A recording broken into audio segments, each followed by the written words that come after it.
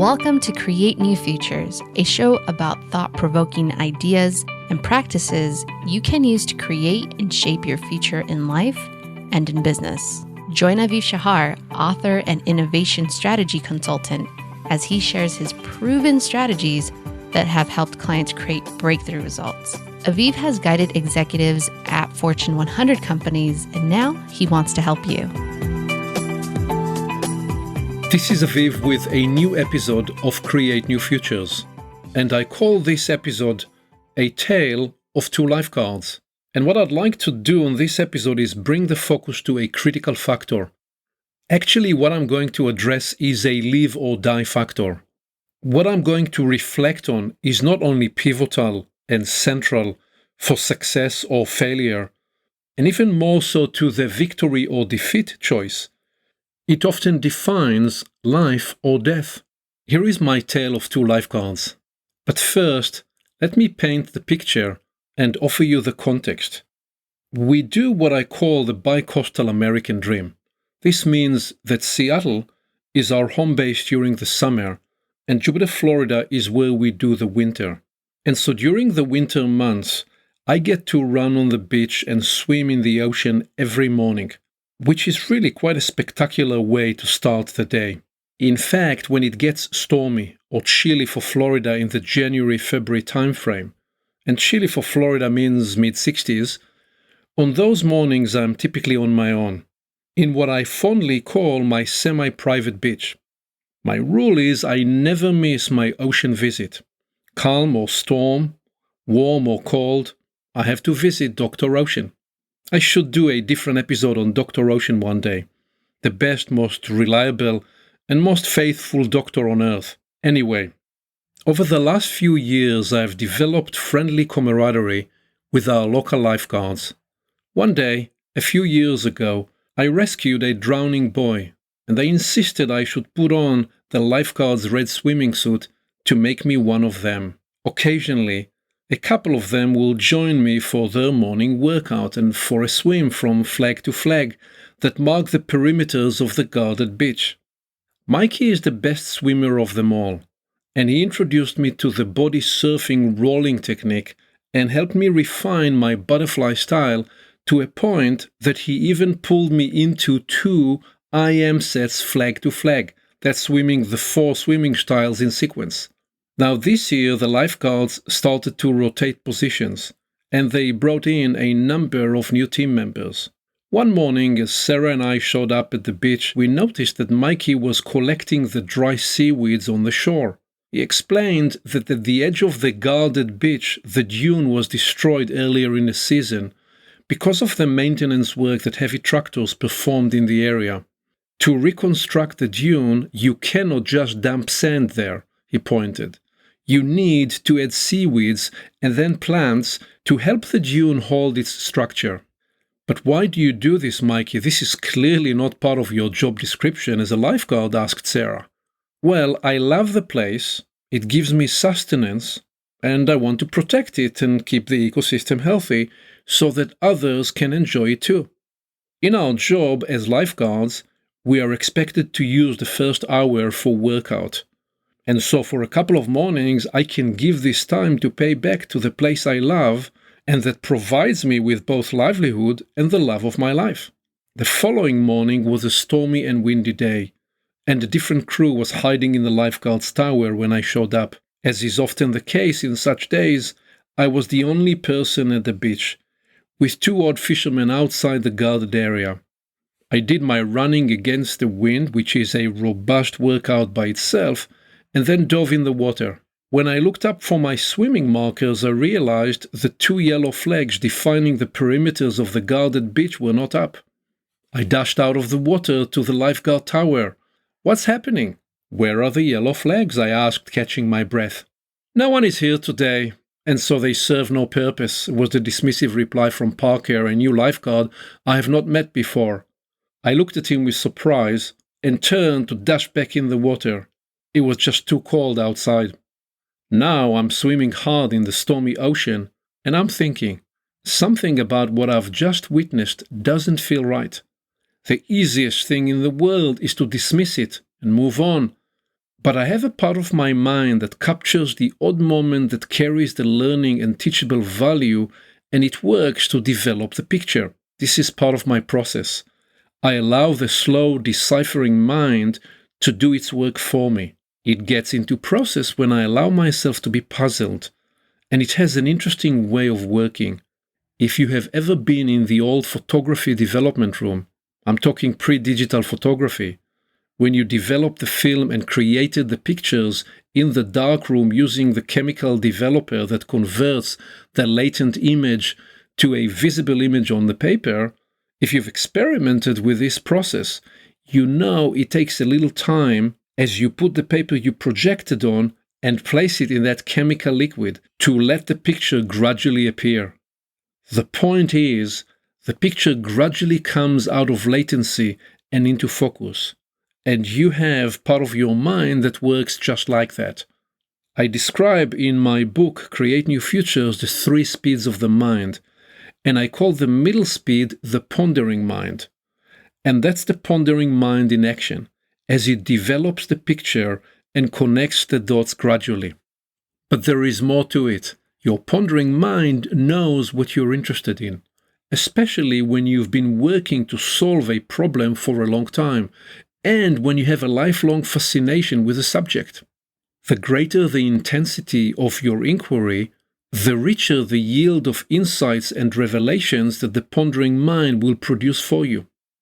In my case, my fascination and inquiry relates to the human story, at the convergence zone of learning, discovery, innovation breakthroughs, and the human spirit and its renewing and developmental potential, including all other adjacent and surrounding fields to these inquiries. For example, I'm interested in what enables people to produce remarkable results, and I forensically decode what allows them to do so and what blocks them from producing breakthrough results. What are the behaviors, attitudes, mental models, practices, and ways of being and doing that produce breakthroughs or that leads to breakdowns? And my pondering mind always works in the background, and it takes mental photographs of situations, and it then develops this photograph to a point of discovery and revelation. And that's what occurred on that morning. Because what came into focus was a stark contrast and the juxtaposition of Mikey and his ways of being on the job versus Parker, the new lifeguard who stayed in the tower that day. And I reflected, where have I seen this before? I've seen these 2 opposing attitudes in corporate offices, in hotels and restaurants. And I've even seen these back in my flying years in the Air Force. And it came sharply into focus. The difference in these 2 attitudes determines everything. It can even be the life or death decisive factor. Mikey was the example of going beyond the call of duty to do the unnecessary work, because he can, and because he cares, and because he wants to. Parker exemplified the opposite attitude. His choice was to get by with the minimal work possible. He has no respect for protocols and rituals that are part of the job. Mikey understands deeply that you can shape your ecosystem and cares to do so. Parker demonstrated on that day that he doesn't register the ecosystem, or that he cares for it. There is more in this.